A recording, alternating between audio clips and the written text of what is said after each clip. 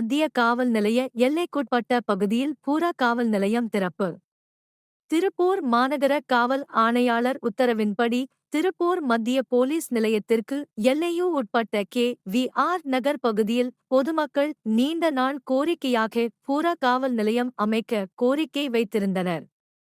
இதைத் தொடர்ந்து கே.யு.வி.ஆர். நகர் பகுதியில் பூரா காவல் நிலையம் அமைக்கப்பட்டது. இதை திருப்பூர் மாநகர போலீஸ் உதவி கமிஷனர் கிரிஷ் யாதவ் ரிப்பன் வெட்டி திறந்து வைத்தார். இதில் மாவட்ட எதிர்க்கட்சித் தலைவர் அன்பகம், திருப்பதி தெற்கு போலீஸ் உதவி கமிஷனர் நாகராஜ், மத்திய காவல் நிலைய ஆய்வாளர் ராஜேஸ்வரி ஆகியோர் முன்னிலையில் வகித்தனர். இதில் சப்இன்ஸ்பெக்டர் மகாலட்சுமி, கே.வி.ஆர். நகர் காவல் நிலைய போலீசார் மற்றும் ஊர் பொதுமக்கள் கலந்து கொண்டனர்.